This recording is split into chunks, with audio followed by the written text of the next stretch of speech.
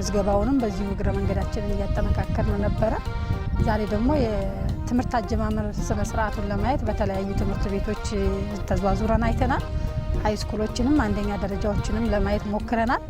አሁን ባለንበት በዚህ በዶሽን አንደኛ ደረጃ ትምህርት ቤት ላይ ያየነው ተማሪ በጣም በሚገርም ሁኔታ ለትምህርት ስራው ምን ያክል ትኩረት እንደተሰጠ በሚያሳይ መልኩ ሙሉ ተማሪ በሚባል ደረጃ ትምህርት ቤቱ ላይ ተገኝቶ ትምህርት ጀምሯል።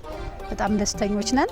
ይሄንን ወደ ትምህርት ቤት የመጣ ተማሪ በቀጣይ እንዴት አድርገን እናብቃው፣ የትምህርት ስርዓቱን የትምህርት ስብራቱን ለመጠገን አንድ ብለን የጀመርንበት ቀን ስለሆነ በቁርጠኝነት ይሄ ተማሪ ሳይንጠባጠብ ሳያቋርጥ ሳያሰልስ ትምህርቱን አመቱን ሙሉ የሚጨርስበትንና የበቃ ተማሪ የምናወጣበትን መንገድ መፍጠር፣ መምህራንና የትምህርት ቤቱ አስተዳደር መግባባት፣ ተማሪ ወላጆች ጋር መግባባት፣ በዚሁ መልኩ ተጠናክሮ ስራው እንዲቀጥል የማድረግ ስራ የሁላችንም ኃላፊነት ስለሆነ የትምህርት ቤት አስተዳደሩን እና የወረዳውን አመራር ቴንኪው ማለት እፈልጋለሁ። አመሰግናለሁ።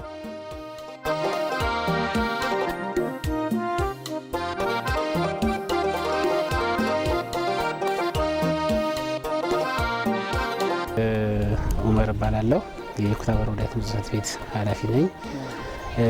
በአጠቃላይ የትምህርት ስራችንን ስንመለከት የተማሪ ምዝገባ ፓይለት ላይ በ15 ነሐሴ 15 2017 ዓ.ም ላይ ጀምረን በአንድ ቀን 100% ፓይለት መረጥነው ትምህርት ቤት ላይ ማሳካት ችለናል። ቅድመ መደበኛም በአንደኛ ደረጃ ሌላ መደበኛ ትምህርት ቤትን በ19 በክልሉ ባወረደው ካላንደር ነሐሴ